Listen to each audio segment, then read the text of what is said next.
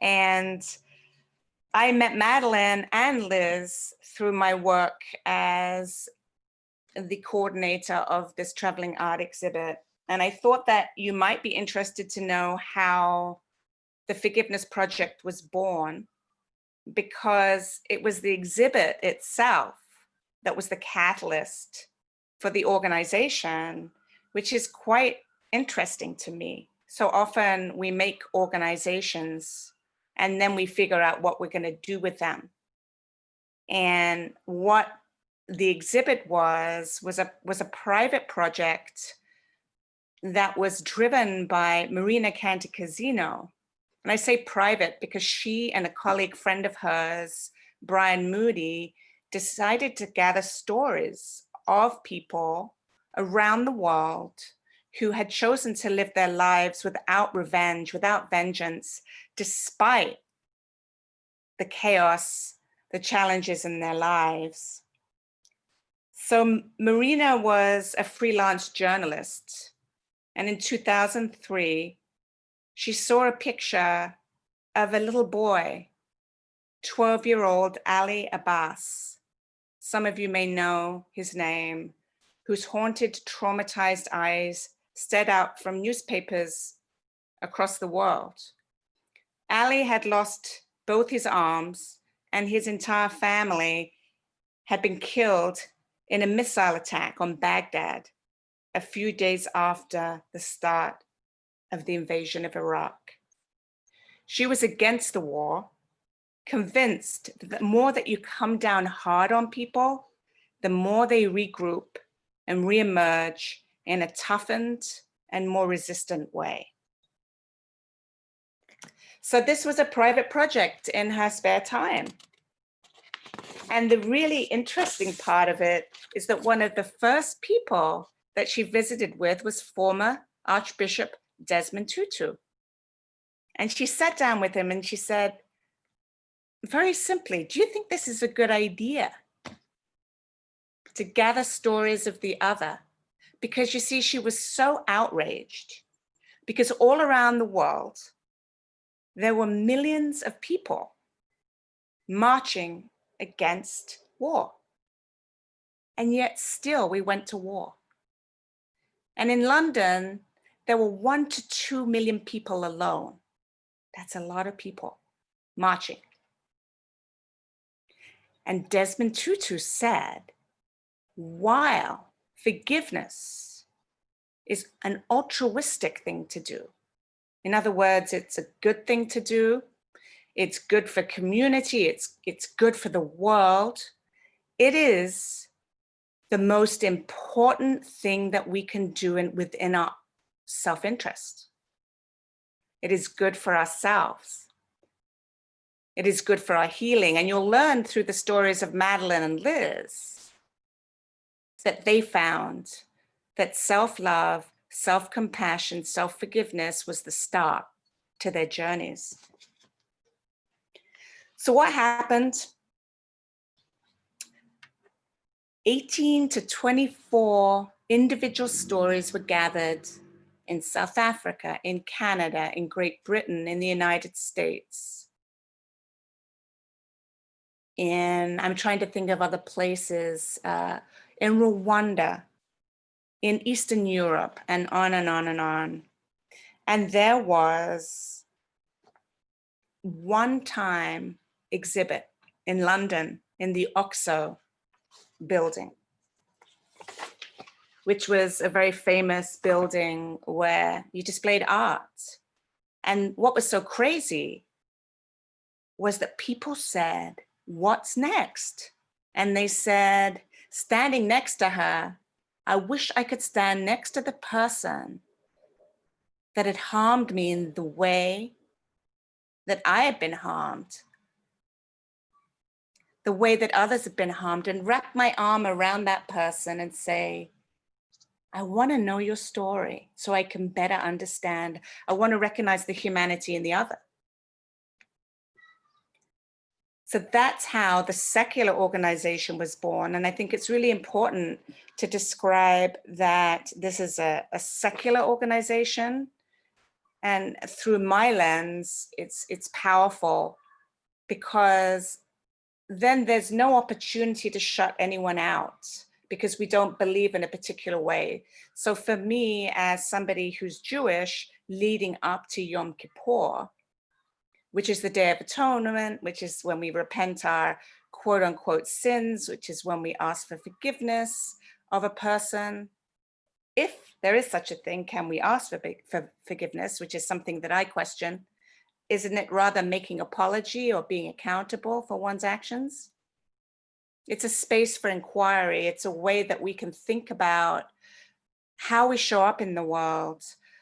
This organization was founded as a space for inquiry so we could share stories of others. And now I believe on our website, we have over 250 stories from all over the world. I'll make sure to put in the chat several times the website. You can go and visit. And you can also learn about different things that our organization does in addition to exhibits and sharing stories online. Right now, things are a little challenging because live exhibits aren't exactly traveling right now in the face of the COVID pandemic. But something that's really interesting that I wanted to share with you that I wasn't planning on sharing is that I reached out to all of the folks that had hired the exhibit over time since March, and the majority of them have postponed the exhibit. And there's a synagogue in Oklahoma City. And they said, we're going to bring the exhibit for our High Holy Days. And so right now, as we speak, the exhibit is hanging in Oklahoma City in a little 300-person congregation. There was a fantastic story in the Oklahoman, which was the local newspaper. I'll put that in the chat. You can see some photographs of the exhibit that way. And you'll recognize the power of this exhibit. And there's also a prison program. So we have a surrogate program where storytellers go into prisons and sit with people who are incarcerated and share their story as an opportunity for healing. Because when you share a story, it's quite powerful. And I wanted to share a quote from Peter Harper and Mary Gray. They wrote The Therapeutic Use of Stories. They say, a story told at the right time in someone's life can shine a light sufficiently bright to illuminate the way ahead on the map of life. Isn't that powerful? So it seems to me that this would be a good place to weave into some of the storytelling, and maybe we'll ask questions. If you put them in the chat, I can kind of address those later rather than putting myself on pause. I think it might break things up a bit. It's so different now that we're doing things virtually that I keep changing things up. It's the first time I've done a virtual presentation like this, so bear with me. So Madeleine, let me just give a little intro to Madeleine. Madeleine, you're probably going to have to add to your incredible biography, and you're going to have your website in the chat. I think you've put it in the chat. So one of the things that I did 8.5 years ago is I reached out to as many people as I could in the United States, Canada, and the United Kingdom on a personal level to introduce myself. And I think the way that I met Madeleine was playing words with friends, which is a little odd. I think we started having these conversations about this work with words with friends. Is that right? It is, right? You can come off of silent, unplug yourself, unmute yourself. And then we found out that we grew up in London at around the same time. We're about the same age. We never met, but we're both from London because I lived in Southeast London and Madeleine lived in North London. And if you know anything about Minneapolis and St. Paul, that will answer all the questions about North London and South London. I was the St. Paul, okay. And we never met, but we started this relationship, this personal relationship, and that's kind of how things came to be. And when I introduce you, Liz, I'll talk about our little story. Does that make sense? So I wanted to always work with Madeleine rather than just hear her story. We met in person for the first time. When did we meet in person for the first time? November? About 4 or 5 years ago. It was when I was in Belfast doing a presentation, and then I came to Glasgow. You did. You came the day after my book launch, which was 3 years ago in April. There you go. Yeah. So we've been friends ever since. And so this is more than just a professional gig.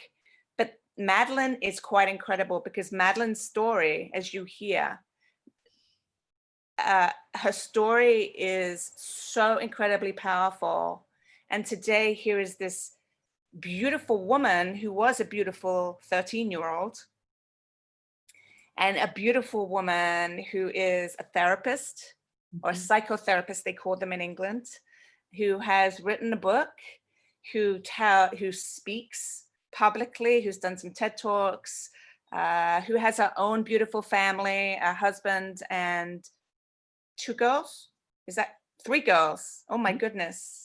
And so let me pass it on to you. And the focus again is looking at nonviolence through the lens of trauma and healing. And it's somewhat organic. So we'll see how things go, right? Sure. I'm going to share the screen. Is it a good time to share the screen with your saying, your little meme? Whatever you want to do. All right, you get going. Maybe we can spotlight you. Can we spotlight your video? Yeah, there we go. So it's actually really lovely to speak to you today, because today is exactly 6 years ago to the day that I shared my story with the Forgiveness Project, which is, I didn't realize. Is it?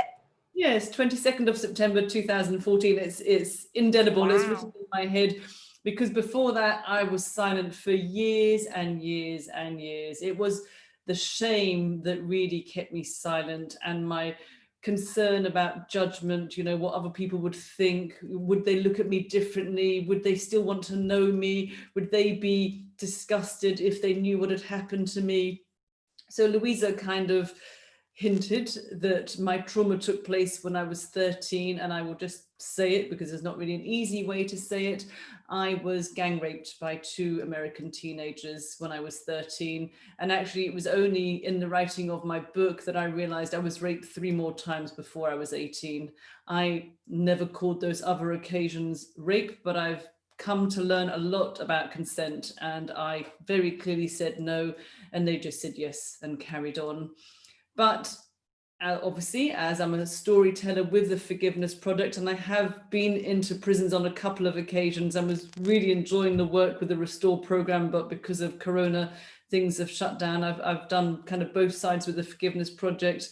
My story is one of forgiveness, and I guess I call myself an accidental forgiver, because I never intended to forgive them. You know, I was filled with hate and rage and revenge. You know, I didn't get to this place overnight. It's been a massive journey. It's been a huge process. It's over 40 years ago that it happened to me now. And it's only really in the last 6 years that I've been speaking publicly. But yeah, I was filled with fantasies. You know, I wanted somebody to kidnap these 2 men, take them to an empty flat, beat them up, tie them up, rape and torture them for 4 or 5 hours, leave them for dead like they had done to me. But I then saw that, you know, they have no idea that I am filled with all these fantasies.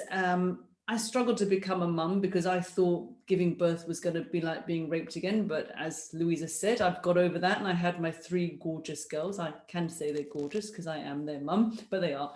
And, you know, I really thought that I was okay, but I saw I still had so much anger.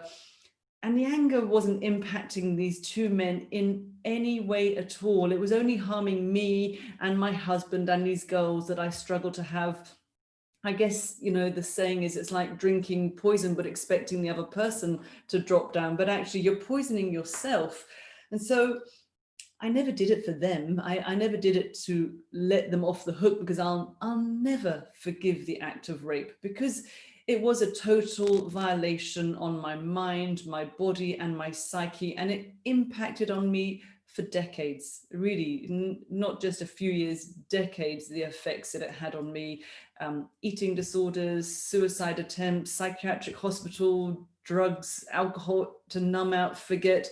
It really disconnected me from my being, from this earth, for many, many years. But when my eldest daughter became 13, which obviously was the same age that I was, all my memories returned. And I really thought, you know, I was going mad.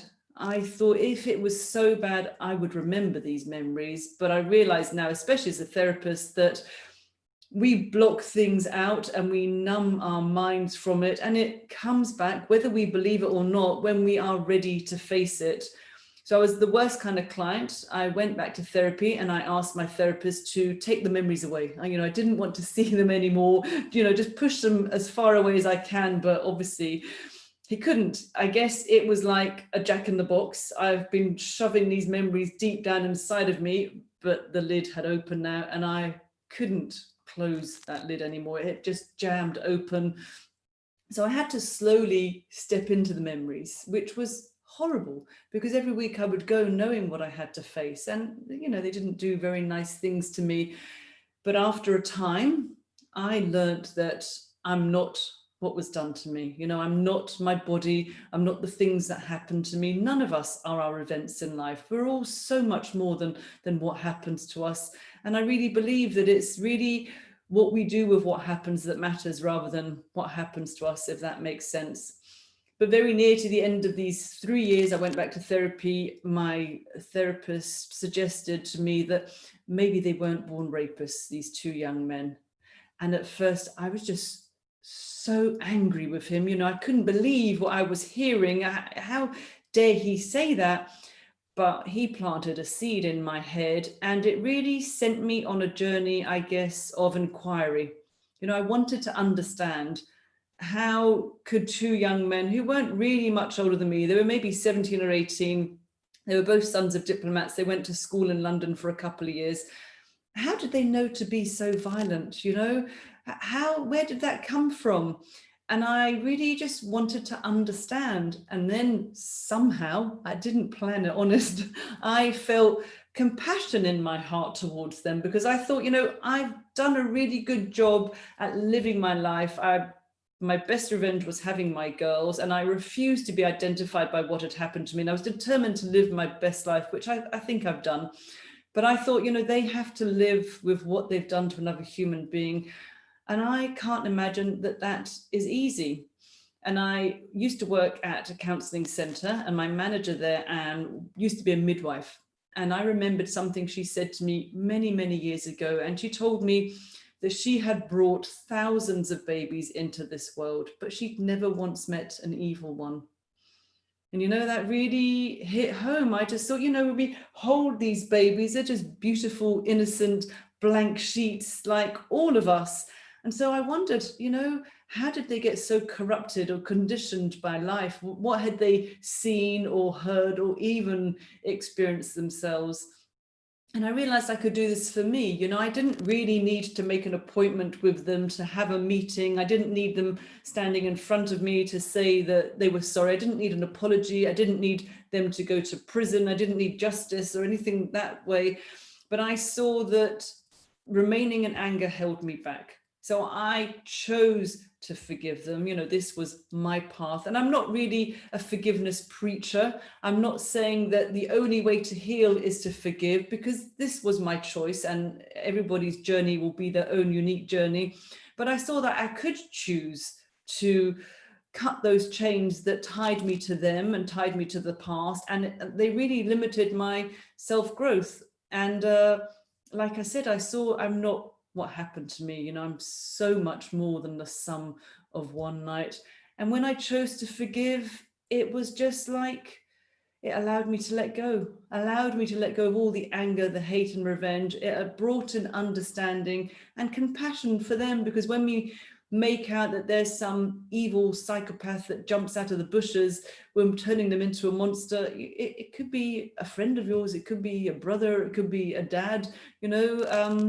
They were both nice young boys of diplomats from America. They were just like your regular teenage boys, but they both chose to rape me that night. So yeah, forgiveness really was my key to freedom, and it set me free. It allowed me to let go, which just brought in so much peace. And believe me, from doing years of anger, it's a lot more peaceful now, because it occupied so much space inside of me, if that makes sense. I thought about it all the time. It followed me everywhere, all the fears and phobias, but letting go and actually coming to terms of it, accepting it, knowing I can't change any of the past, really has brought me peace.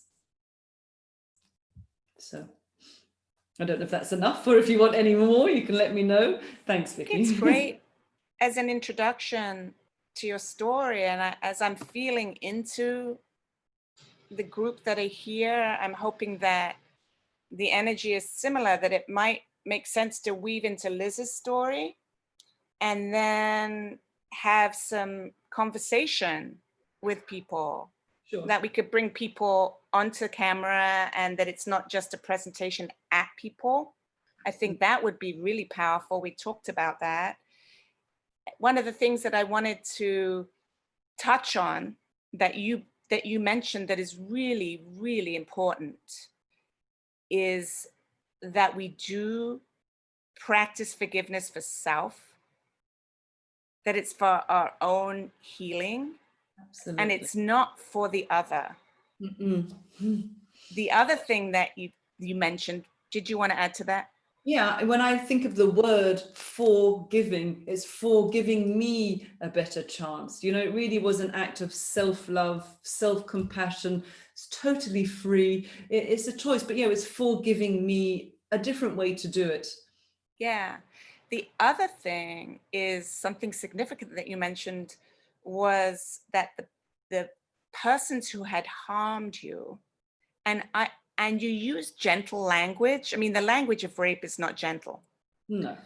But so often we talk about perpetration on someone, and the language of being harmed, I think you experienced harm, you put that into the category of what makes sense for you, your understanding of these boys who are now men, these boys has evolved. And you talked about that you can forgive without the other being present, or the individuals being present. There'll be a little twist in the story when Liz shares her story.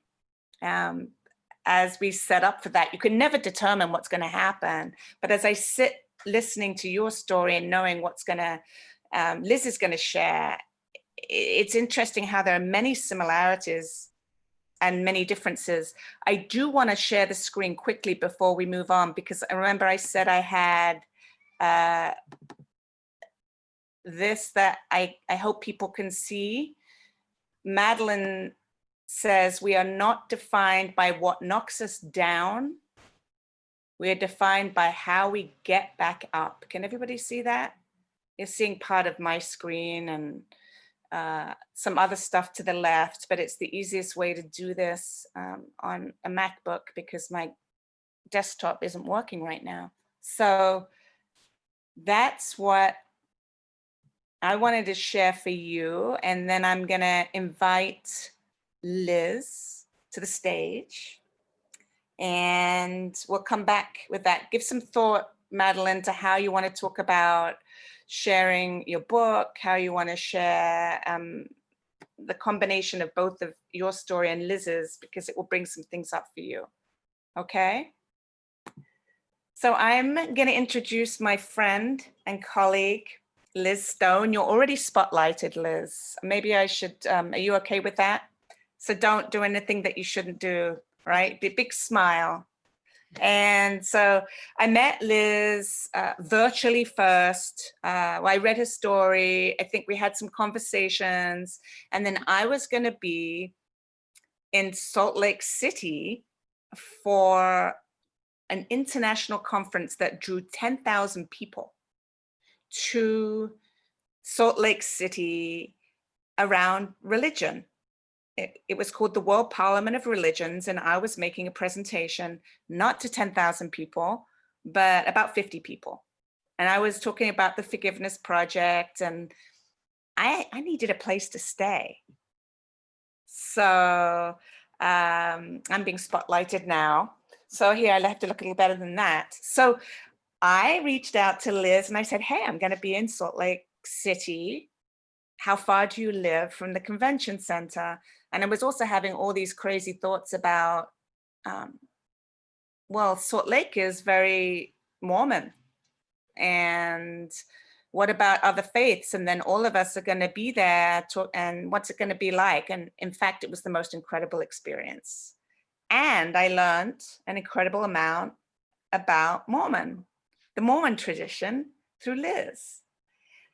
So we had this amazing connection. She came and visited me at the convention center, where indeed the exhibit was displayed. It was absolutely beautiful. And we had a great opportunity to share stories. I met her beautiful family, Steve, her husband.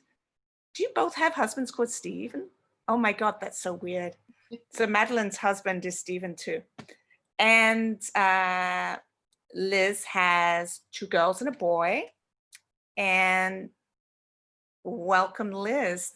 You're going to share your story of forgiveness, redemption, hope, similar to Madeleine.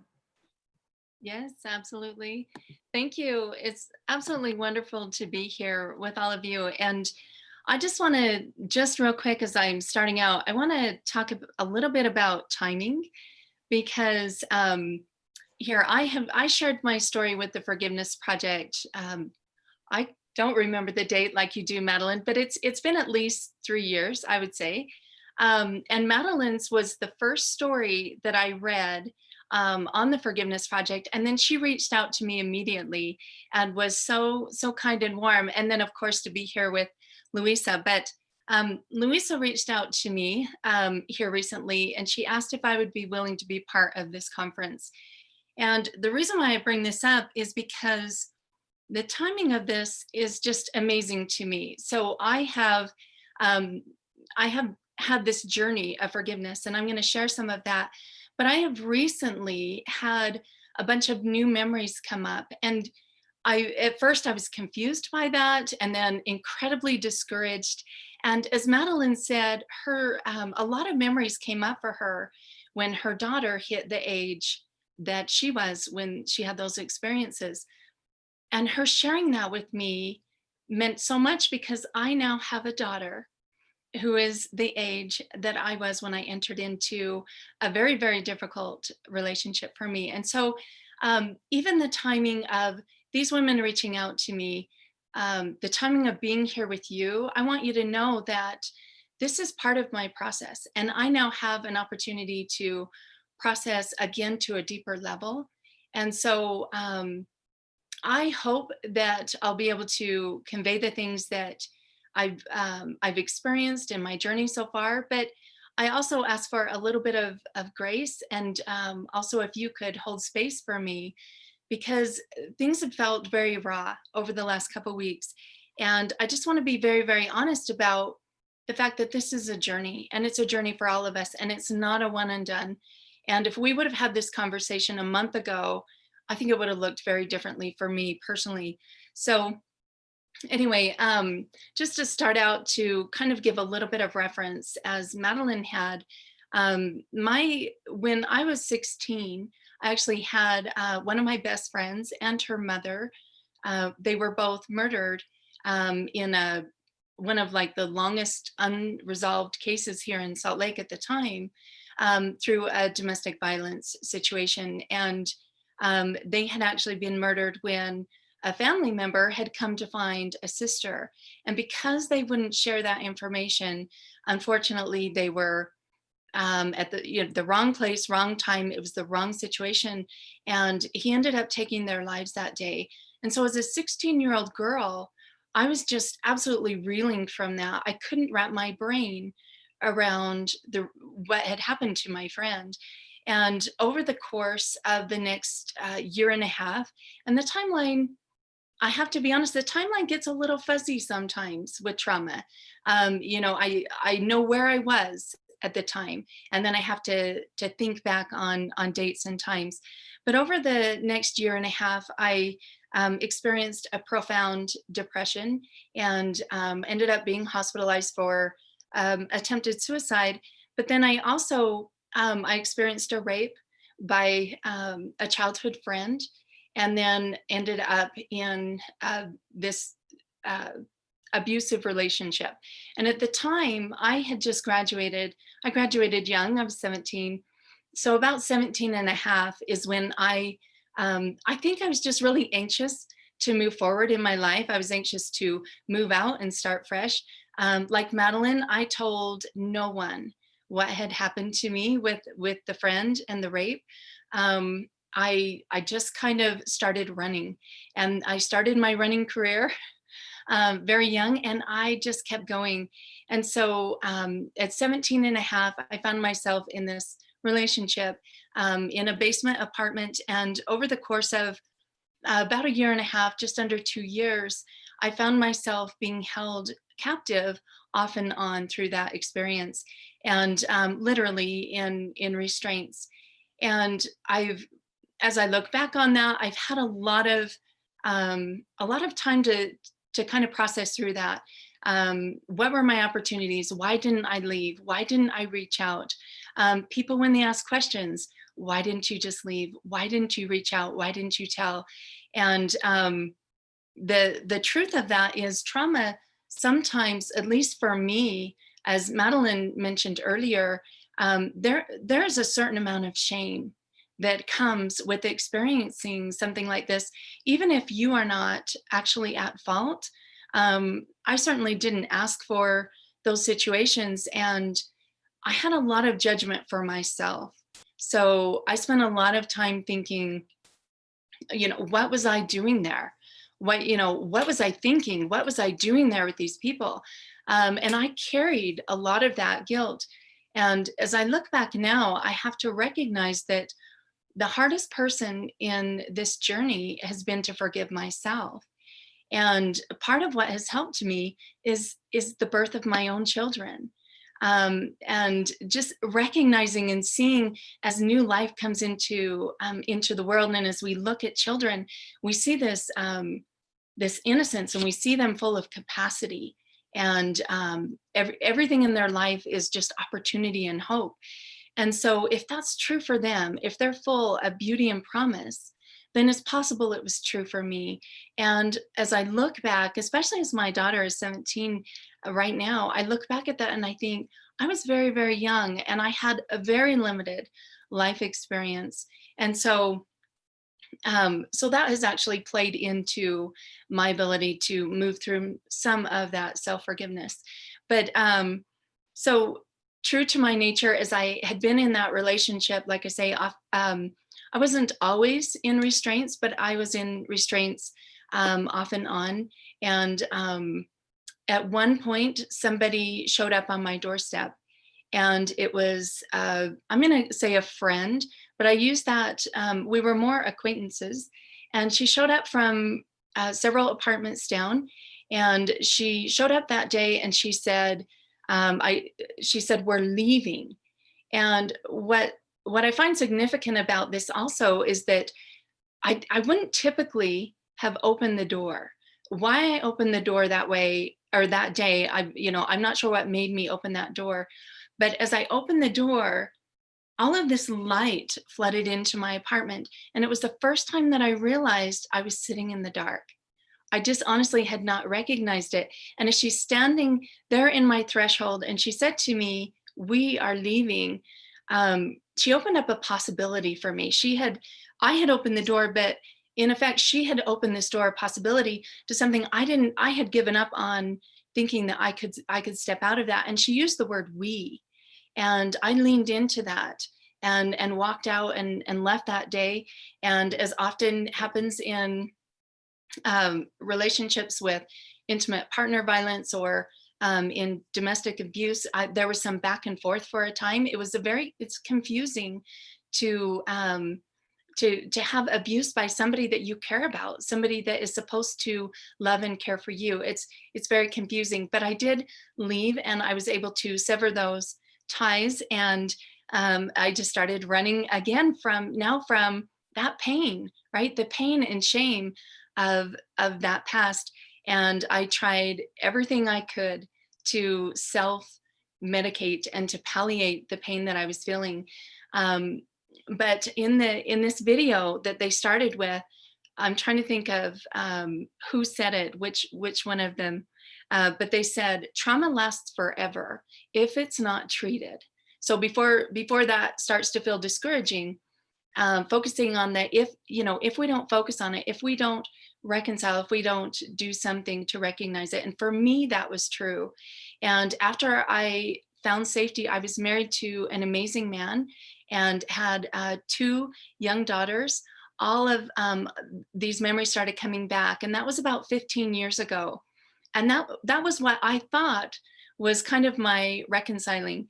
And it did completely shut me down. They were very heavy memories.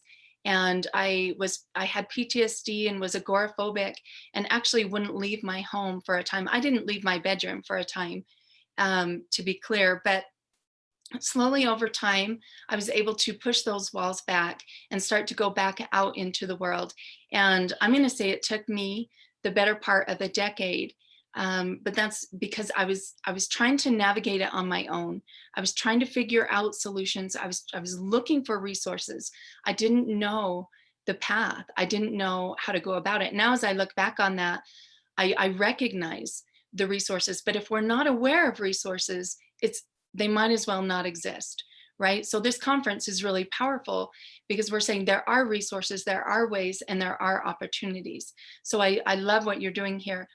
But as I had that breakdown, my silence broke, and I was able to find my voice, and I was able to say things out loud that had happened to me. And it was difficult for me to say certain words. It was really hard to say the word rape.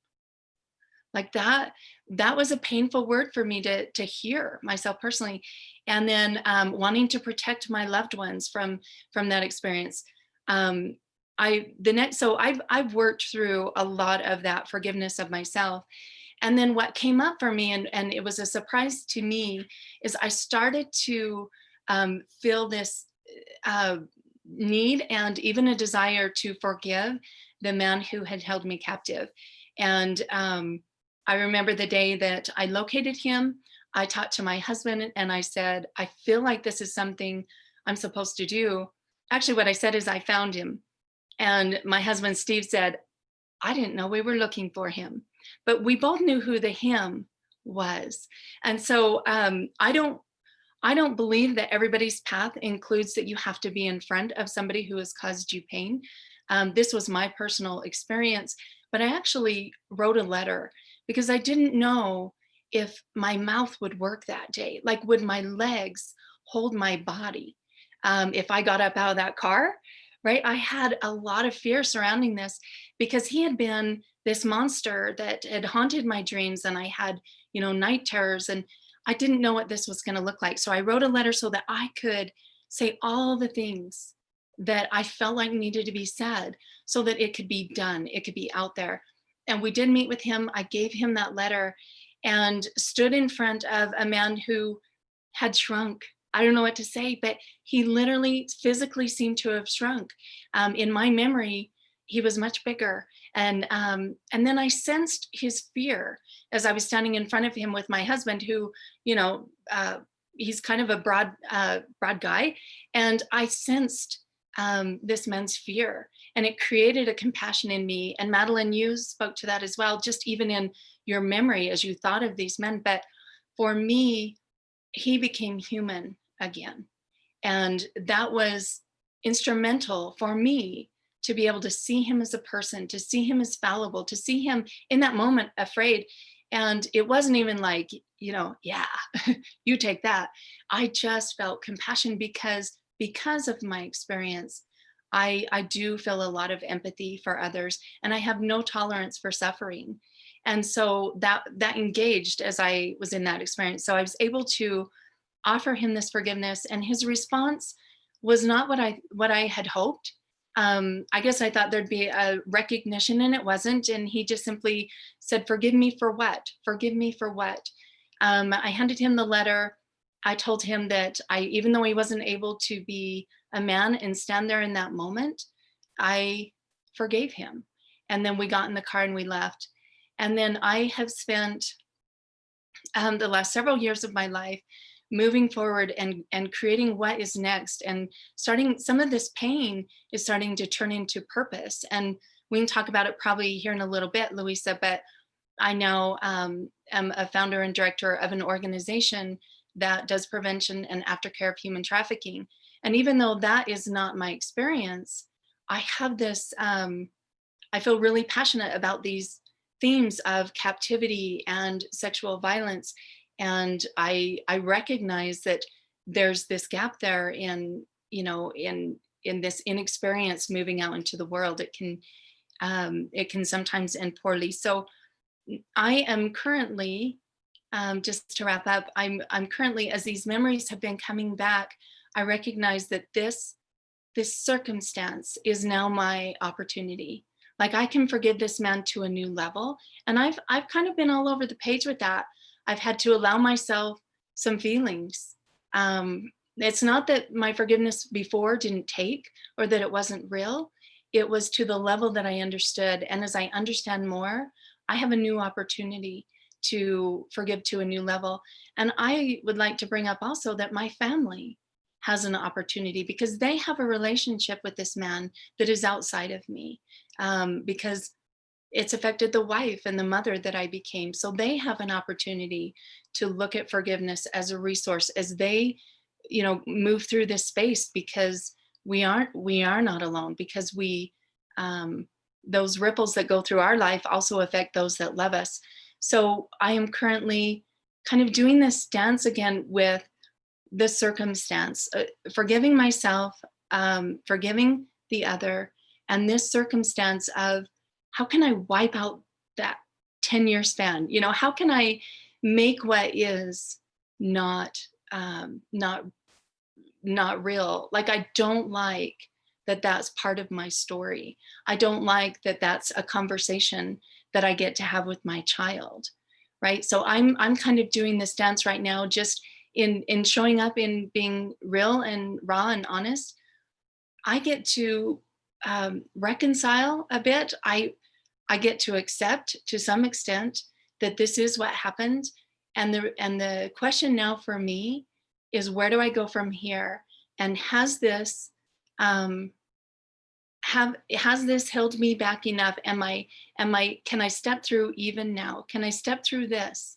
Can I create purpose again and move forward? And I believe I can. I feel the hope, but I want to bring that part to the conversation as well, because sometimes, or most often, it's not a one and done.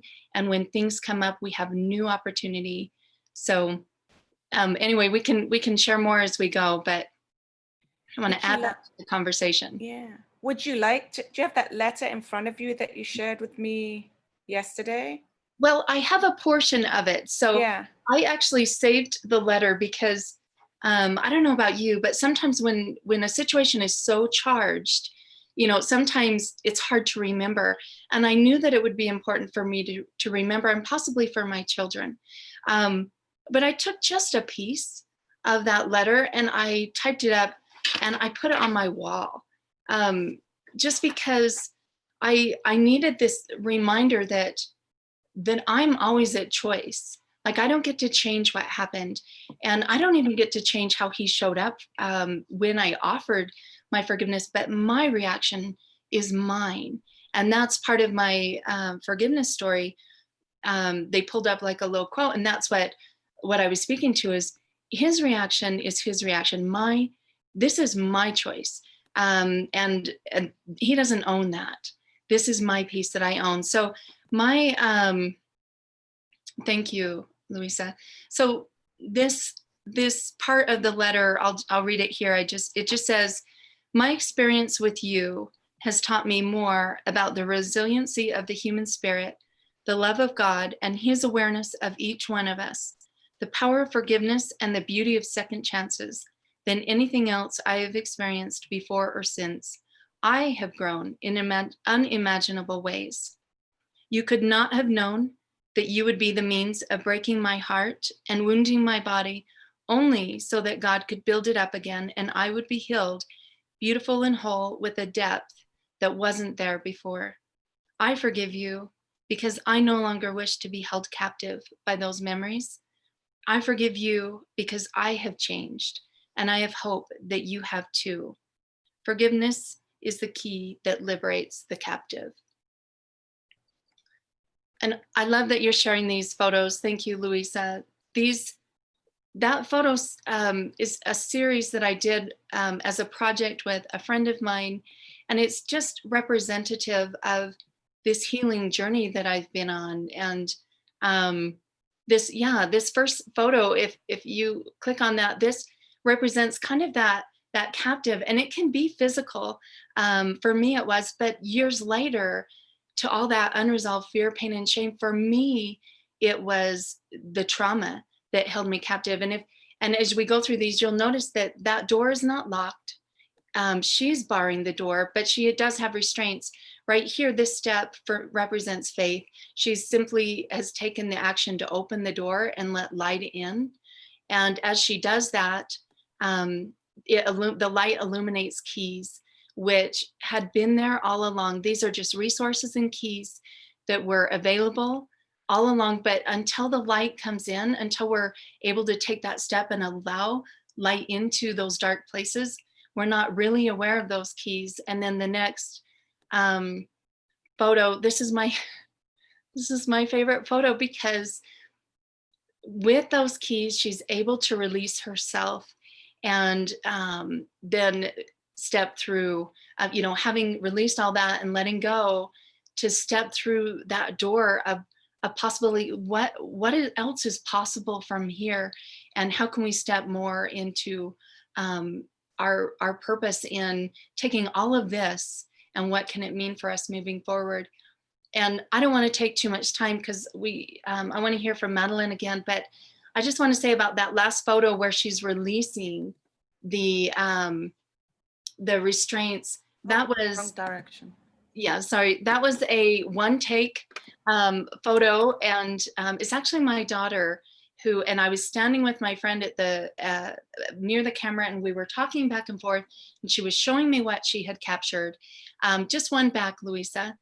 And she was showing me what she captured, and I glanced up to look at my daughter, and she was tired of waiting. If you can relate, she was tired of waiting for her mother to get done with this conversation, and she started to release herself, and she didn't know what our plan was for the next one. She was just going to release it so that she could, kind of take a breath and step back.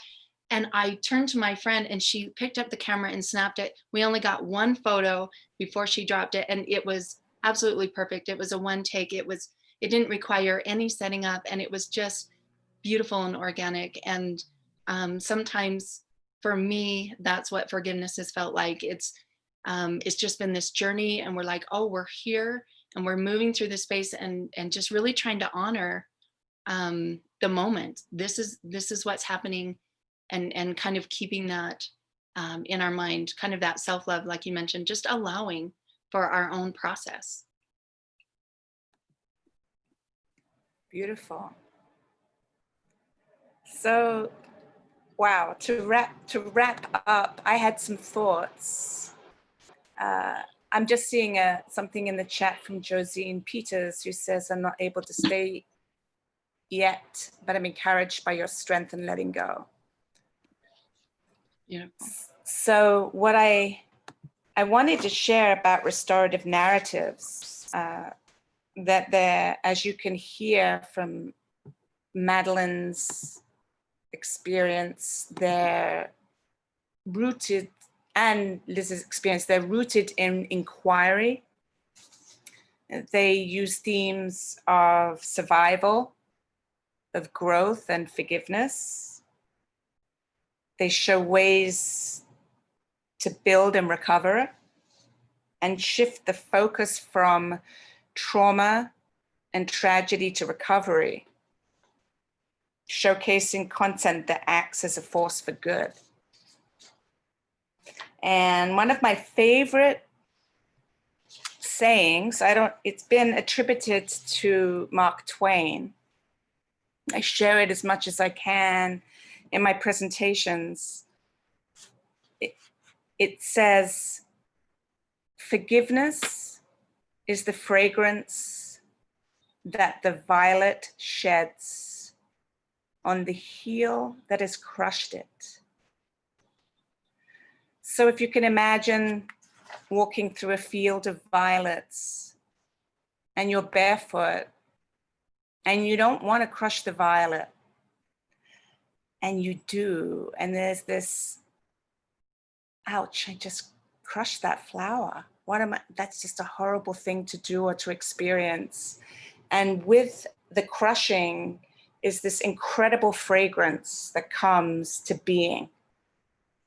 And for me, it reminds me of the healing that comes after the trauma, or the opportunity to forgive.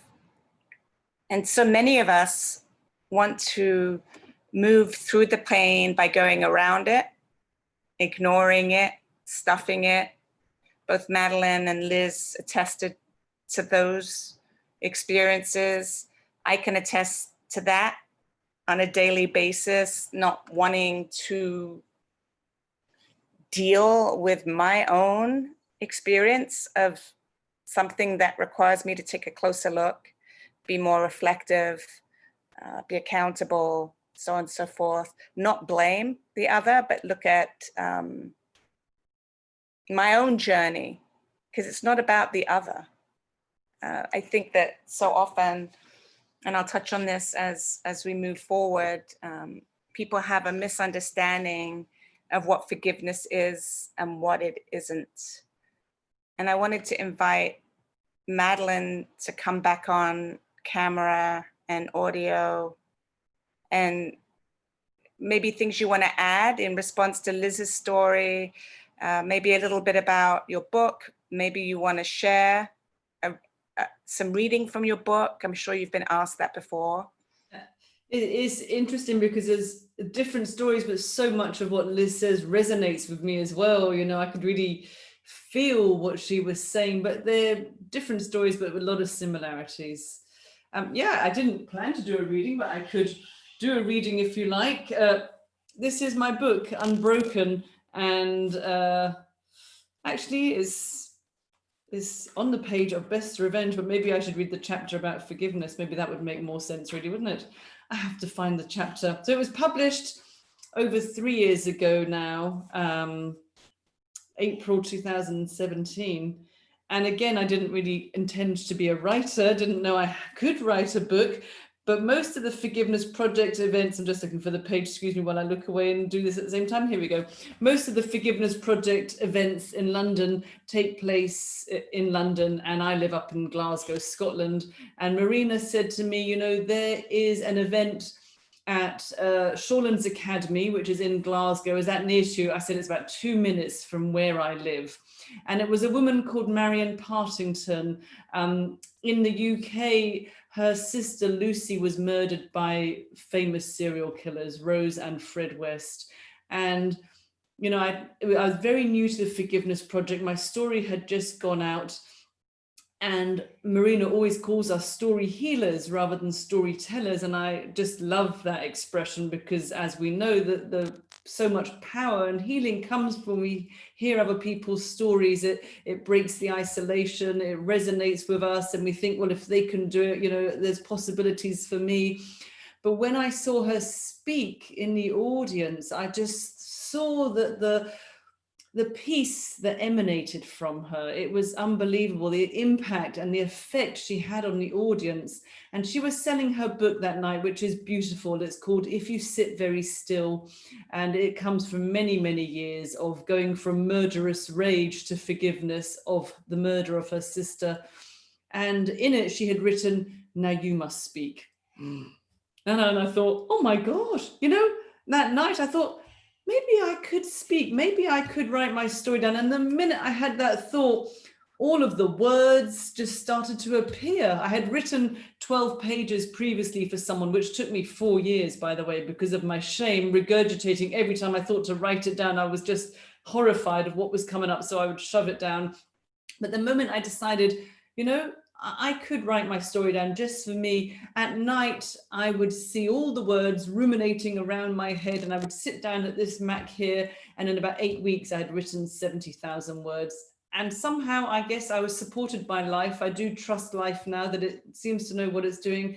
And within like 2 to 3 months, I had found a publisher, and I was traditionally published. So this is chapter 30, called Forgiveness.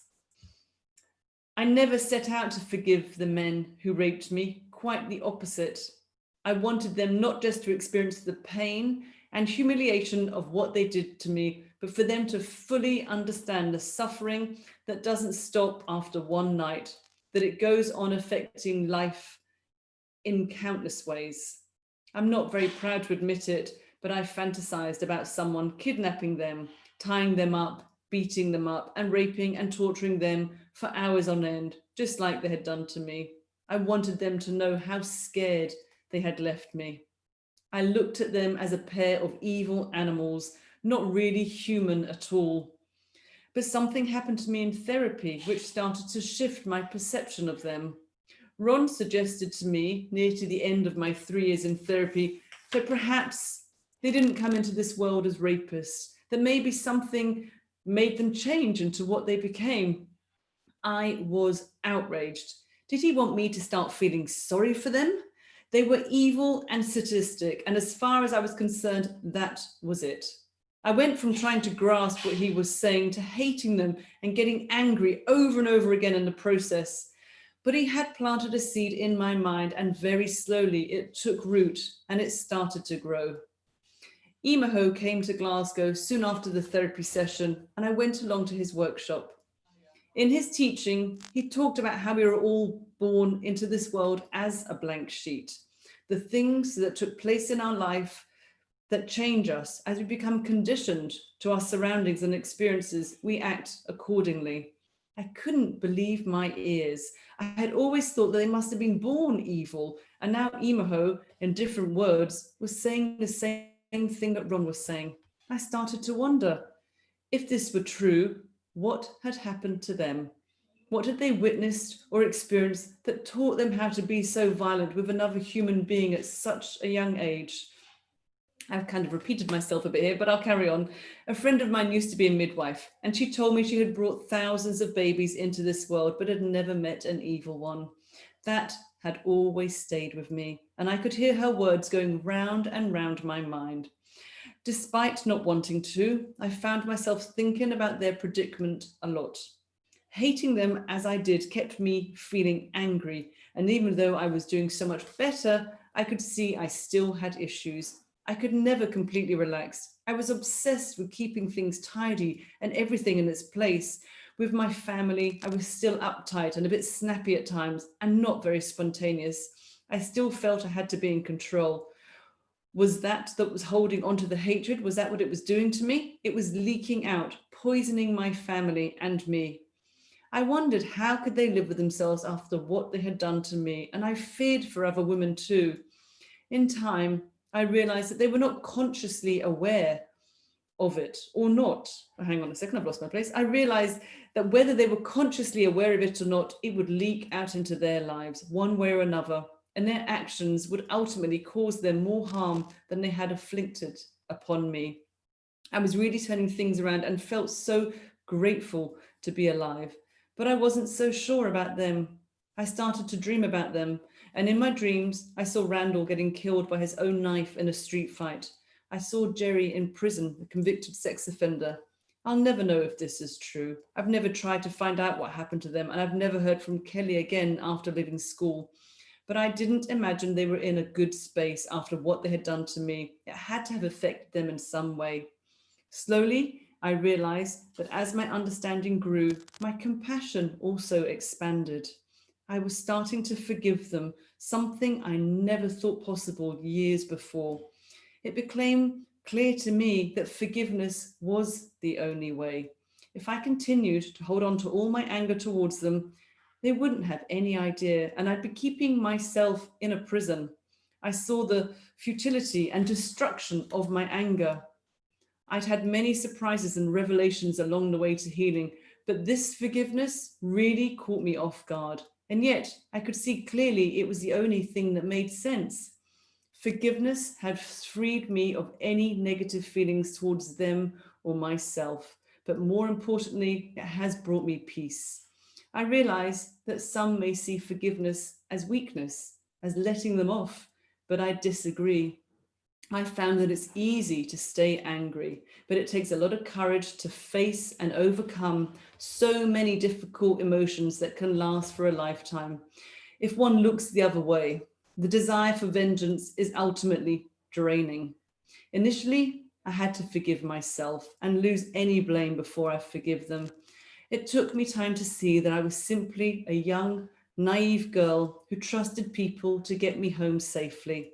That understanding has transformed me. I can honestly say that I no longer have any feelings of hate, anger, or revenge in my heart towards them. It's a huge relief to have to let all that go, and it's a much freer way to live my life. It's absolutely beautiful. Oh, thank you. I haven't read that for a while. It makes me quite emotional even now. Gosh. Yeah. Is there anything you want to add to that, Liz? Well, yeah, Or the two of you could have a little chat. yeah, I love that. I love that, Madeleine. It was beautiful. And one thing that has a conversation that I've had here recently with a friend, and you kind of were talking about your therapist mentioning, you know, that it's possible that they were just boys, or that they had not started out that way, and that you don't really know that it hasn't affected them now.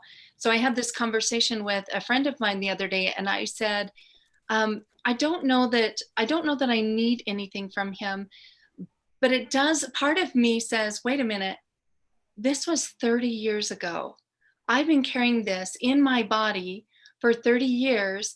And now my children and my husband are reconciling with this again. Like I say, 15 years ago, we did some, but to be honest, 15 years ago, I don't think I could have even handled some of the weight of some of these new realizations. So there's beauty in our body protecting to some extent. And now I'm seeing more, but it's been 30 years. And so I said to her, you know, what's the likelihood that he's dealing with this 30 years later? And she said, can I just be the devil's advocate for a minute? And I'm like, I don't know. I don't know. You're my friend. You need to be on my side. Like, right? Like I had this moment. Okay, yes. And she said, we don't actually know what he lives with. Like the reality is, like you said, what's the likelihood that somebody could have, like I'm focused on the things that happen to my body, but there's also a moment where violence or rage or anger or whatever the emotions are that come with violence go through their body as it's perpetrated onto ours. And so we don't really know what he's been through. And then she mentioned, we don't know, you know, does he have a perfect family life? Is that likely? Maybe, but you know, we don't really know. And it was just kind of bringing me back to center, where I was like, it's true. If 30 years later, I'm reconciling with some things and he was there, then he too, at some point, it's possible he's had recollections and that he's had his own journey. And I don't really know. And I can't imagine that, you know, that it would never come up for him as well. So that, you know, I think that others have their own journey with their own experience. I know for me, when I was hurting, I mentioned that I just started running, and I started to self-medicate and do anything I could to palliate and to stop that pain. And so it's possible that he's had his own experience with some of those things. So which for me ended in pain. So I have to recognize other people's journey as well. Yeah, I always kind of think, when they were dehumanizing me, they were just really dehumanizing themselves, that they weren't connected into their source, their goodness, their light, their hara, whatever you want to call it, that they were totally disconnected from their body to be able to behave that way. And my journey, I guess, has been ironically getting back into my body, because I literally left it that night. But yeah, I think when they're dehumanizing me and humiliating me, they're really just doing that to themselves. Yeah, absolutely. And one thing that I meant to bring up, and I got a little sidetracked, was that during that time when I was struggling so much, trying to kind of drown that pain, I hurt a lot of other people. I did. I was so in my own space, and in kind of dealing with my own pain, that I hurt a lot of other people, and I didn't even mean to. I mean, it's taken me several years to recognize that probably was painful for so and so, when this happened. And so as I look back on that, I realized that when I was in pain, I hurt others as well. So that's something to kind of bring along with this as well. There is a person that would like to make a comment or come onto camera. Freeman, you want to unmute yourself? Sure, thank you. And let me find you so I can. Okay. But here, I gotcha. I'm going to put you on camera. Is that okay? Sure. There you go. Hi, Freeman. Hi. I wanted to come on and really thank Madeleine and Liz and Louisa, all of you, for sharing your stories. I feel like it's a real gift to see the courage that you have and the vulnerability that you have to share. I also have a lot of PTSD that I'm working through, and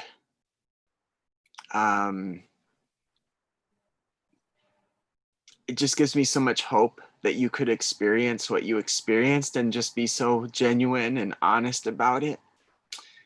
And that you're willing to keep sharing it.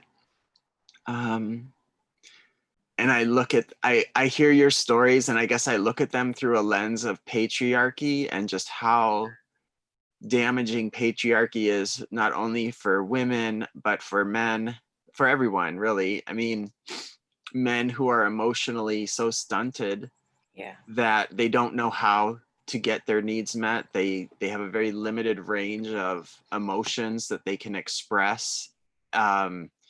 And we're human beings. Like, we all have the whole tapestry of emotions to experience, and yet as men in our culture, we're not allowed to. And then it comes out sideways in so many ways. And in terms of like touch, we can it seems like we don't have the opportunity to be friendly with with other men, and like, hold hands or put an arm around each other or whatever. And it took me like meeting a guy from Turkey who was very touchy and expressive to realize, like, oh yeah, this is like totally a possibility. Like, and then for straight men, like they only get their touch needs met through women, and that's a lot of pressure to get, like, oh, all of your emotional and physical support has to come from like one person.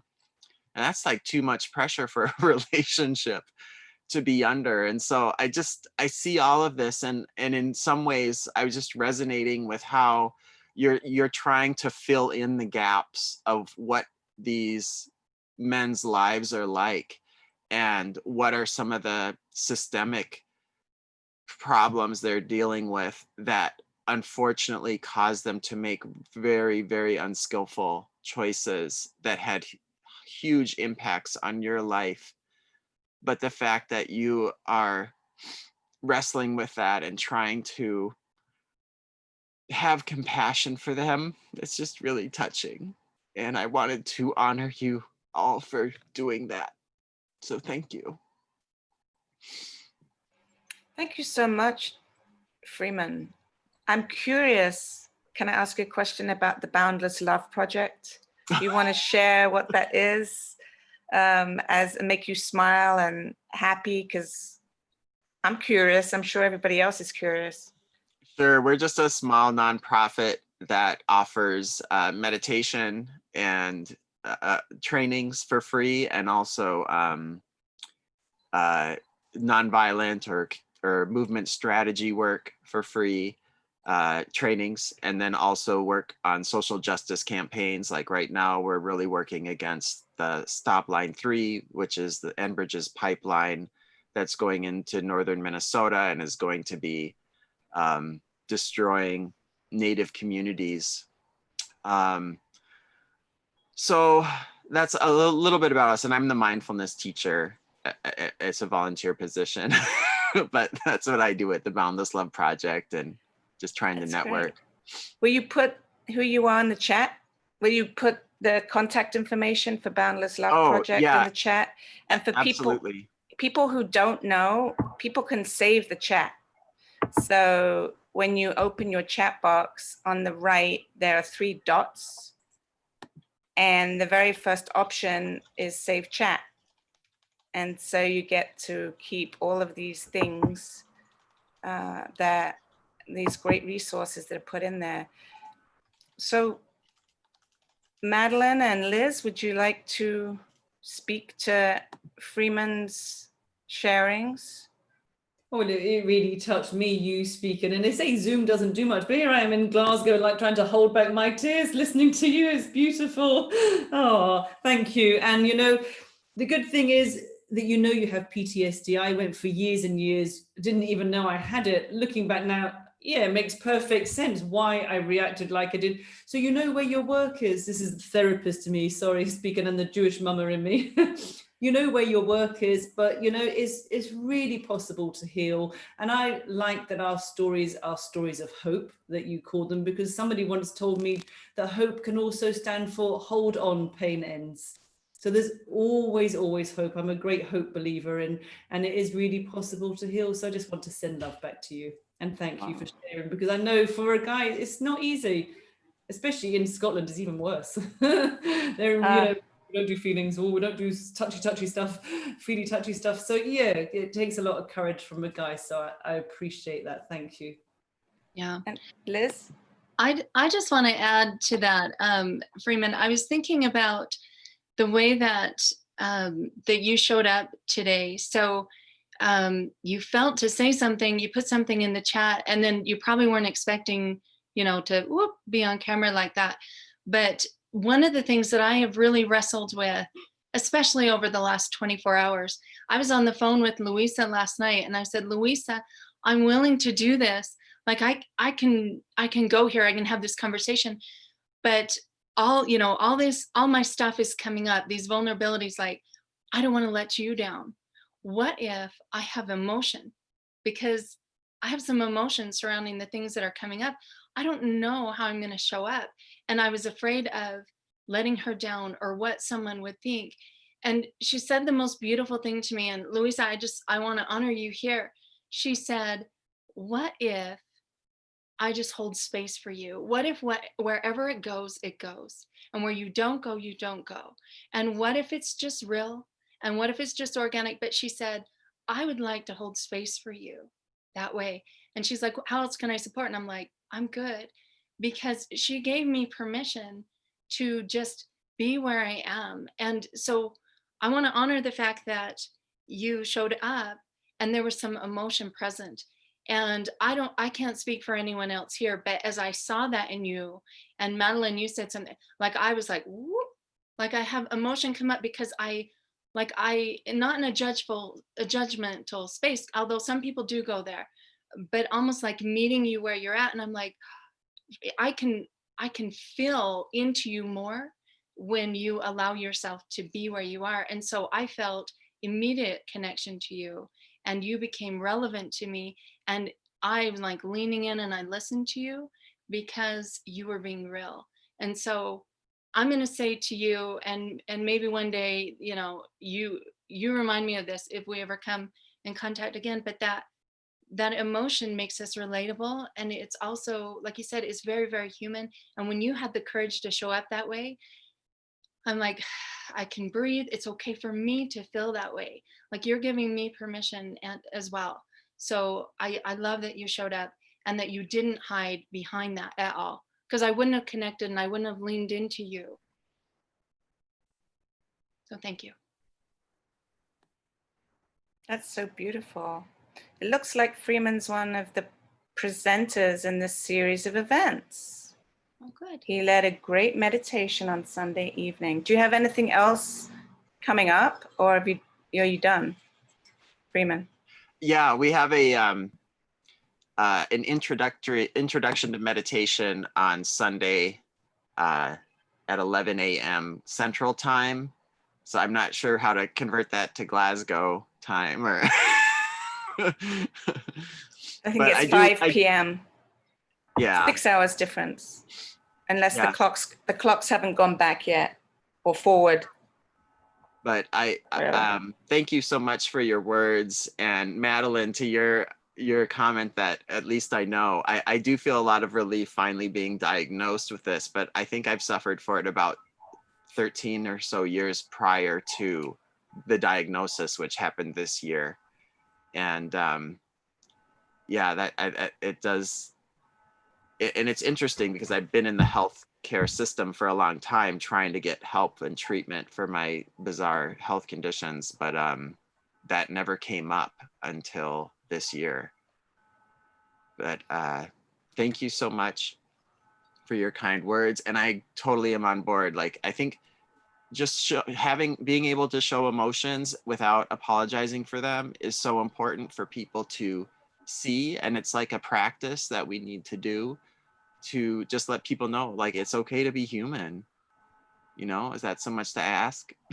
I would say never apologize. Never. It's just, you know, like Liz was saying, we're like mirrors. You know, it just resonated with me, and I couldn't help but be moved. I was the worst therapist. I used to cry with all my clients. But you have to be real. You know, that's being authentic and who you are. So yeah, never stop being you. Never.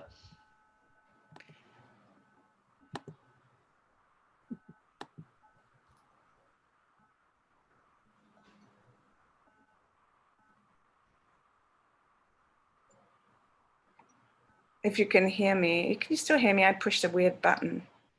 Everyone there? Okay. Yeah.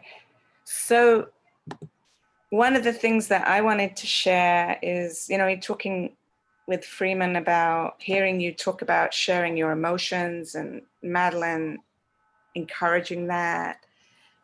I think where I go with that is being perceived by the other as less than or overly vulnerable, and also worried so much about how it's impacting the other person and their reaction and response. And I was talking in general with, or more specifically, I'll talk in general for the camera about a struggle that I've been having, where I spend so much time concerned about my vulnerability and how that's impacting someone else. Because my vulnerability and my sharing could have a tendency to trigger someone else. And then you're playing tennis almost with emotions, like going backwards and forwards across the net. And it's not really specific to this conversation about nonviolence, other than what's coming up for me is the emotion and the vulnerability is so beautiful because it's peaceful, right? So you're feeling that emotion. I'm not talking about like raging. I'm talking about feeling into the emotion and it's just a real struggle sometimes when it's maybe not received in the way that you hoped it to be received. And so I think one has to stay true to self and recognize that what we're trying to do for ourselves is the most important thing. I think that's what I wanted to share there. Now, I am interested in, I think Father Barry is on the call. Is he still here? Yes, he is. Father Barry, would you be willing to just come on and give a perspective, since you are so passionate about this conference is kind of your thing, and share some thoughts? Am I putting you on the spot? Would you be willing to do that? Of course, yes. Thank you. There you are, you're live, you're spotlit. Speak. Well, you mentioned human trafficking, human sexual trafficking. And I've spoken with many U.S. servicemen. Sorry about that, it'll stop in a bit. U.S. servicemen who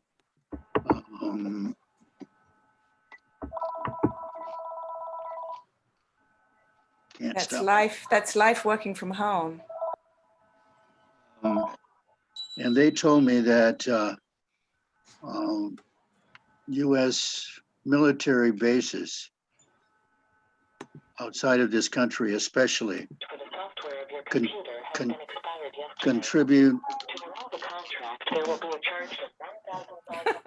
Let's just stomp on it. It's a scam too.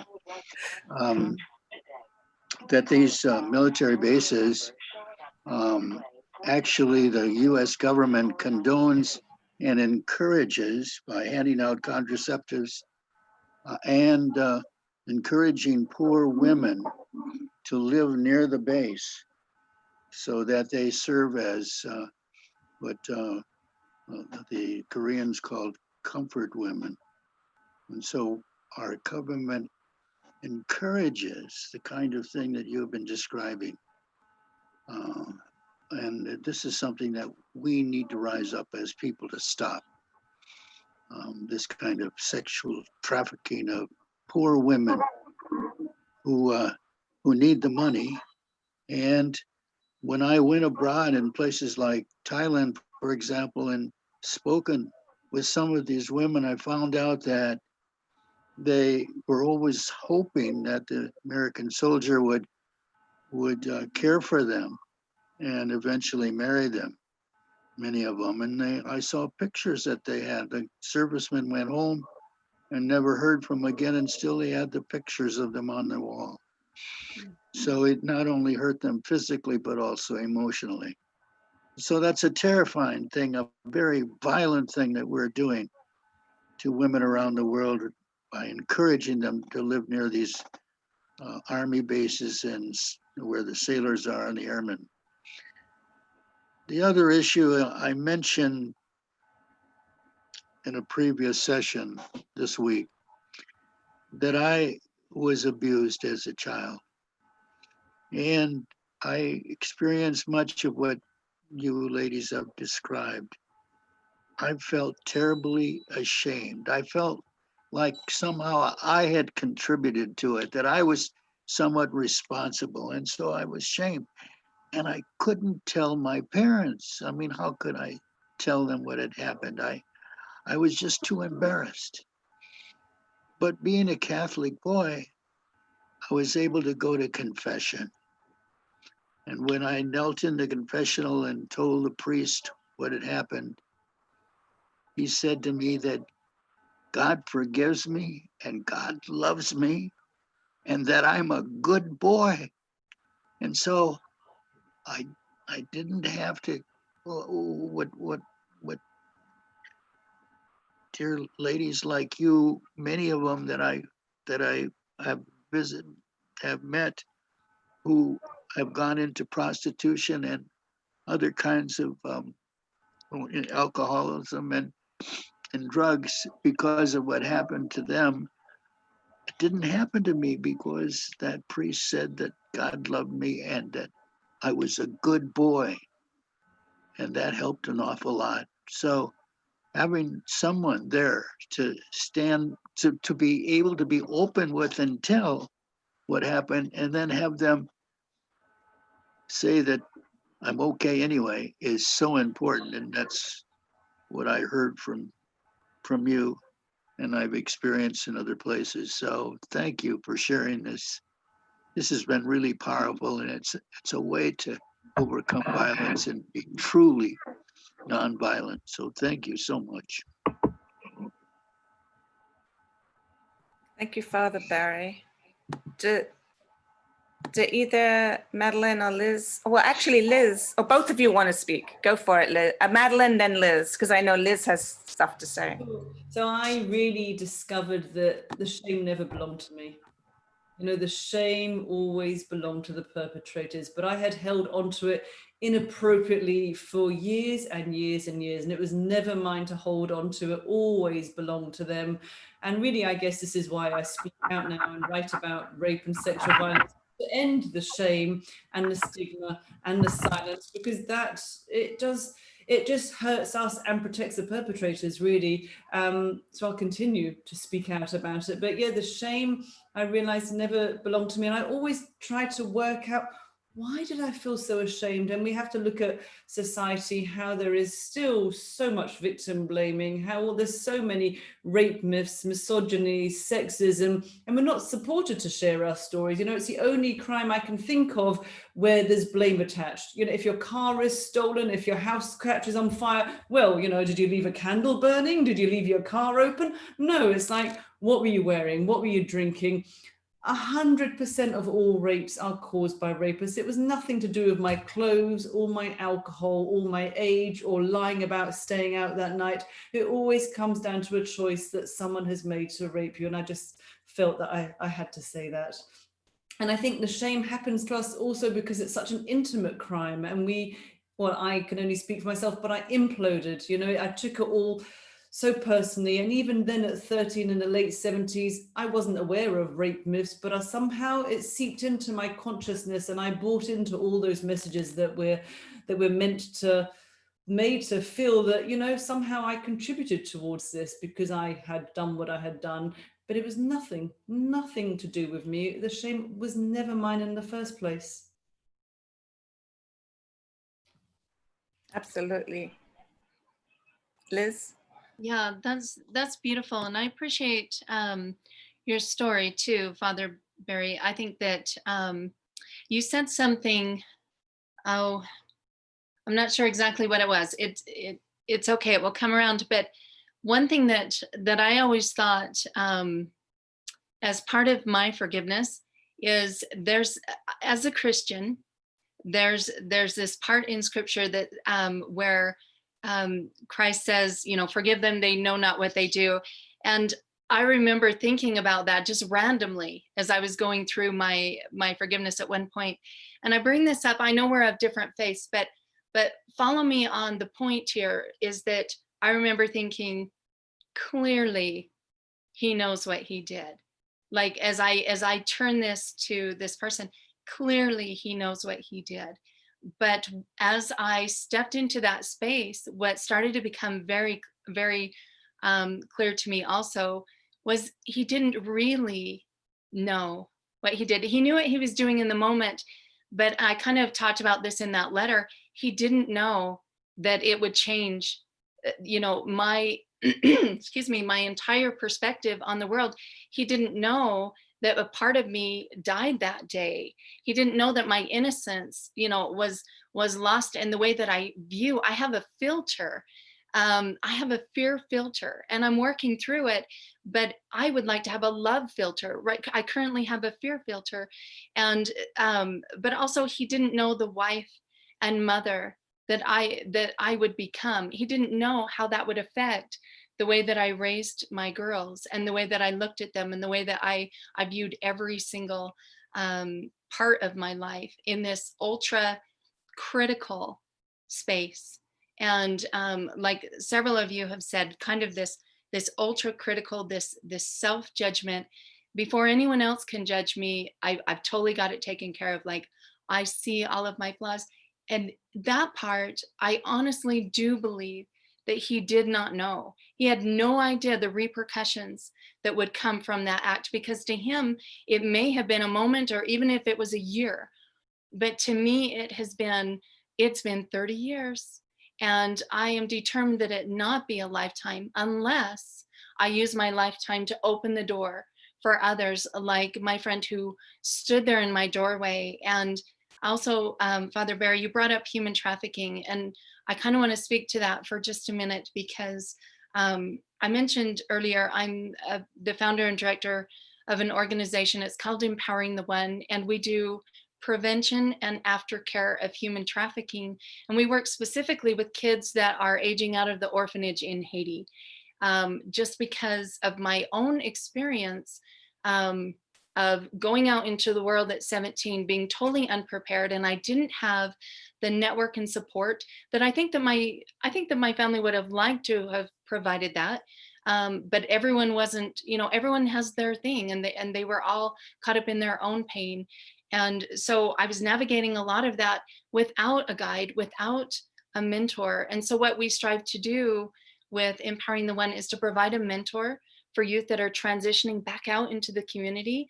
Human trafficking is everywhere around the world, as you mentioned. And in Haiti, it's an epidemic, and children aging out of an orphanage, there is like the major risk factors for human trafficking are like extreme poverty, as you mentioned with the women, a lack of community or family support, and previous trauma.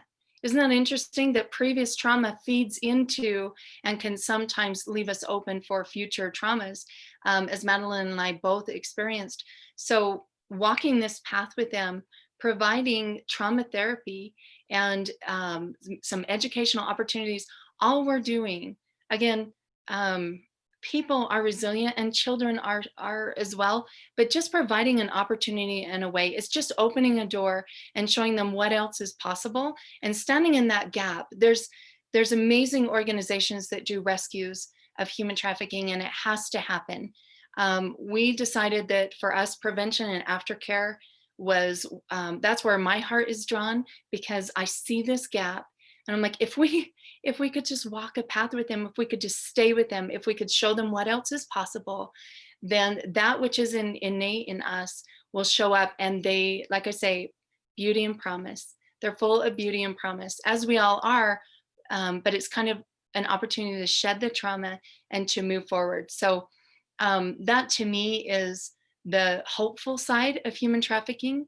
It's so dark. All of these themes are so dark. And so everyone who got on this call, it's with a little bit of courage, like, oh, I'm not sure what I'm going to hear. I don't know what's going to come up, but I hope I feel like it's been dealt with really well. But if we can shine light on what else is possible, Madeleine's story sheds light on what else is possible. Hopefully mine does that. And hopefully our organizations, as you were saying, I wrote it down at Freeman, as you were saying about boundless love, it's what else is possible, and providing resources so that we can better walk this path together. So I'm super inspired about that, but I wanted to speak about that human trafficking piece, because there really are things that make us vulnerable. And as we recognize those, then how could we step in that gap and provide resources for people to navigate outside of that? Thank you, Liz. I wanted to share another story of a friend of mine whose name is Emily. And Emily has her own personal story and her own forgiveness story. And what was so powerful in hearing Emily Hooks, I was having a brain fart for a minute.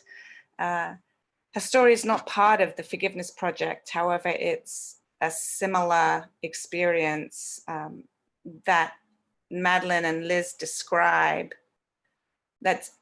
And she could be on here and look like any one of us, Louisa, Madeleine, Liz, any one of us who identify as female.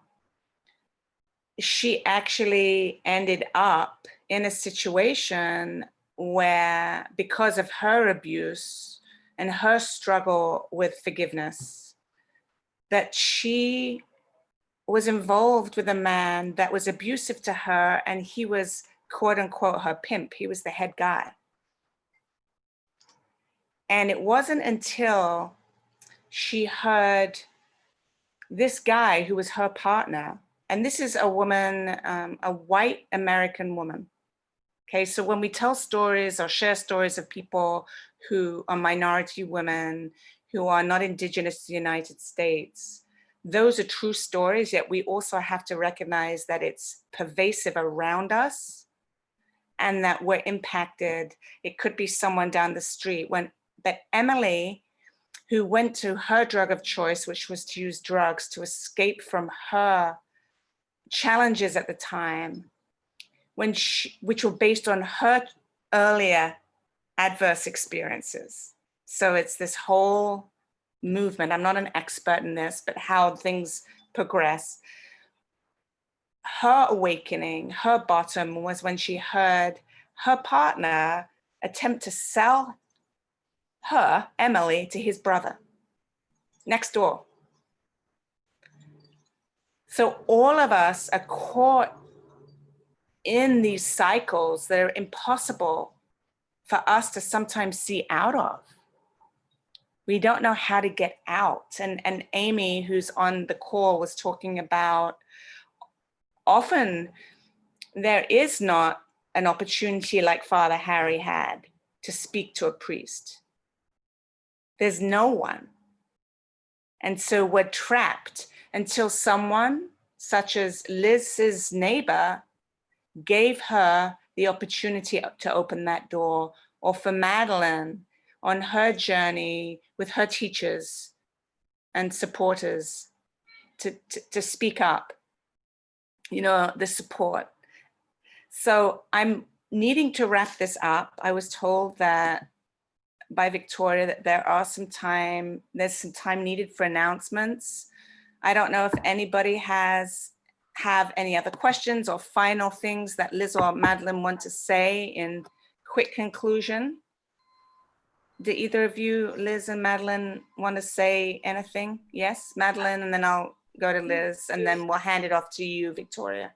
Really grateful for this space and to be able to take part. And I never worry if there's 100 people, 1,000 or 2 people, because I always think the people that are here are the people that are meant to hear it that day in that moment. So I hope it has resonated, and I just would really say, if you are struggling, if these stories resonate with you, it's never ever ever too late to go and get help and to find your voice.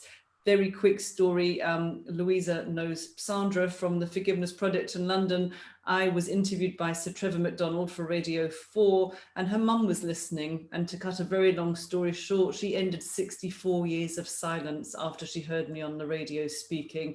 And Sandra said, it's changed so much between them. Her mum has just altered completely, energized, more alive, and sharing other things. So it's never too late to find your voice and get support.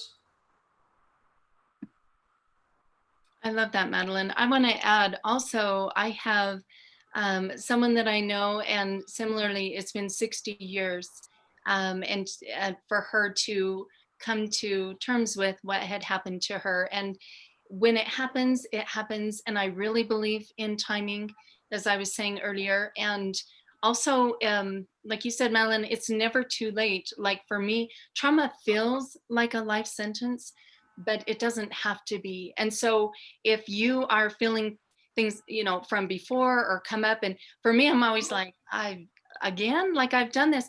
Well, I haven't done it to this level, or maybe I haven't done this piece. And it's okay. But if there's someone that you're working with that you're not resonating, it's probably not you. It's the wrong relationship, and you deserve to have better. You deserve to have more. So go and find the right relationship, because you deserve that, and it's all about timing and the right relationship. So seek for another if it's not the right connection. So yeah. Are you wanting to come on, Victoria? Yes, please. Thank you. Thanks, everybody. This Yeah, is absolutely phenomenal. Can I just say one thing? Sorry. I noticed that we've been live on YouTube, and I posted the link in the chat. And I'll make sure that Madeleine gets it and Liz gets it, and share the story. I shared it with the Forgiveness Project already. So we'll get some other views after today. But that was a really great turnout. At times there were 19 people on this. So just a long block of time for people, I think. Hey, thank you, Louisa. And I want to thank your guests today, Madeleine and Liz, for this inspiring stories of compassion and forgiveness and possibility. And, you know, so often in stories like this where people are offended, assaulted, attacked, whatever word you want to use, there's so much retribution and, you know, court things and punishing. And this is just an interesting way to look at the situation. So I really appreciate that. Thank you so much for being here today. Someone in the chat is asking for email addresses, and I think they're posted. If you go up higher or earlier in the chat box, they may be there. Otherwise, may I request that we repost them for at the end? Thank you. And for everyone else that shared, you know, so vulnerably today, you know, it takes a lot to not be silent. And I really appreciate you being so brave and courageous and vulnerable. Thank you. This is the Twin Cities Nonviolent event that you are at. And if you have registered into this course, you can get into any of the seminars or the events coming up through the 10 days, which will end on Sunday evening. At 2 o'clock this afternoon, we will have Paul Schnell, who is the Commissioner of Police, discussing the missing dimension in criminal justice. At 4:30 is Father David Smith, leading us in exercises and prayers for forgiveness and inner healing. So kind of the theme of the day today, forgiveness. And at 7 o'clock tonight, we will have Nonviolent Peacemakers led by our very beloved Father Harry and Mel Duncan. They'll be leading a discussion in methods of unarmed civilian protection. So feel free to join us for any of those activities. And I just have one quick question for Madeleine and Liz. So if this, I guess maybe to Liz, you had said that for 30 years, you didn't know how this had impacted the man. And, you know, did he have a family? Did he learn to love others? Did he, you know, there's that part of it, the possibility of what he could have become. And then I was wondering, what if he repeated, you know, his behavior with you? And what's the possibility of that? And do you ever feel some kind of sense of responsibility towards that? Just wondering.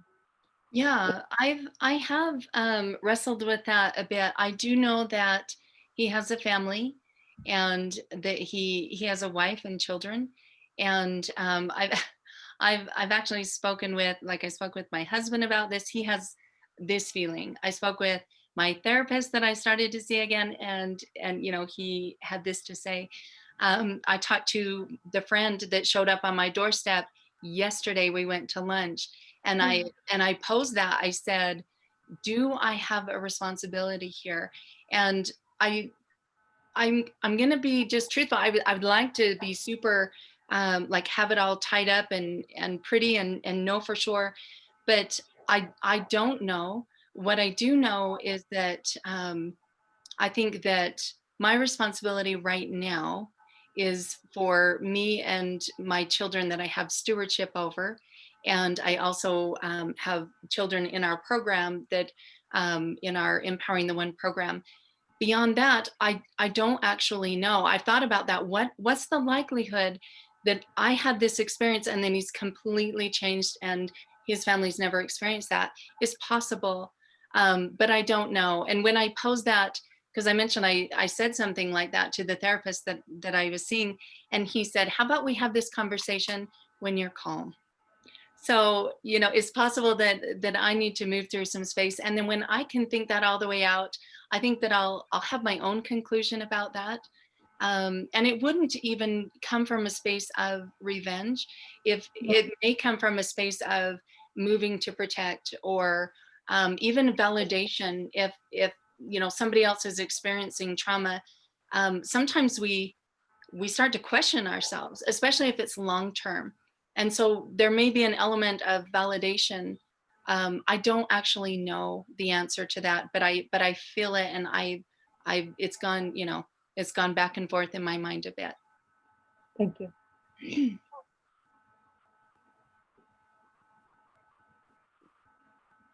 May I ask a question? Sure, Peter. As always, I appreciate you letting me participate in all the Twin Cities things.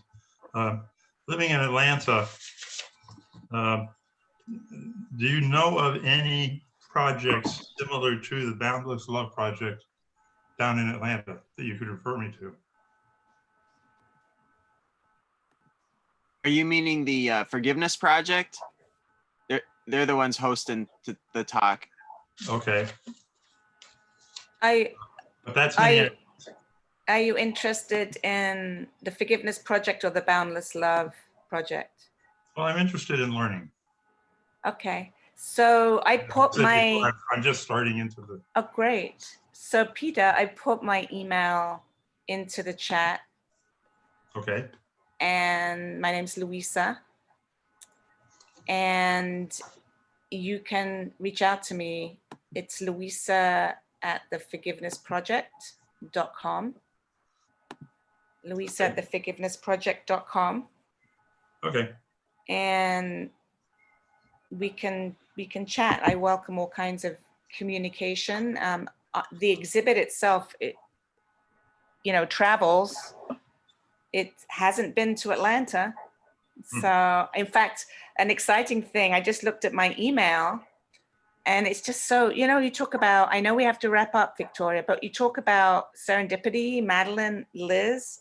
I just got this email from a man who is a rector of an Anglican church in Vancouver, asking about hiring the F word. Well, of course, I haven't had any interest in months because of COVID. But the interesting thing is that he used to be the head of the Royal Marines chaplaincy in the UK, and he had to leave because of his trauma around PTSD and his experience being in Afghanistan and other conflict zones. So to me, that is just totally, I guess, serendipitous, because this is what we've been talking about, the energy, and these areas in our conversation have all been touched on. So I won't name the person, but maybe the exhibit will be in Vancouver in the not so distant future. He's looking at Lent of 2021. So there you go. So Vicky, it's over to you to be that wrap up. You have the exhibit in Oklahoma, you mentioned. Do you have a traveling schedule of where the exhibit will go? No, everything's on hold because of, okay. Usually we do. So to check theforgivenessproject.com okay. is where I list the exhibit travels in North America, in Germany, in France, in the UK. But because of all of these challenges, it's kind of on hold. Kinda, it is on hold. I would think Atlanta would be a wonderful place to have it. We'd love to bring it to you, so reach out to me. I will do so. I was so affected last night by the movie. That just blew me away. So thank you, everybody. Thank you. Thank you, Peter. Thank you, everyone. Thank you for Is- joining us today. Lisa, Once Louisa, people drop off, is there an opportunity to just check in for 5 minutes or no? not that I'm aware of, I don't. Well, if people go, then we just stay because there isn't anything till 2. I just want to just, Oh, there's preparation time for the 2 o'clock. okay. All right. Well, if Liz and Madeleine want to check in, we can find some time to chat. Thanks so much. Thank you. Yeah, it Thank might you, be good to everyone. do it in a place where it's not going to be recorded and Oh, you're right, put on Nick. Facebook. Mm, Okay, I'll stop the recording now, Oh, Thank you. and I will stop the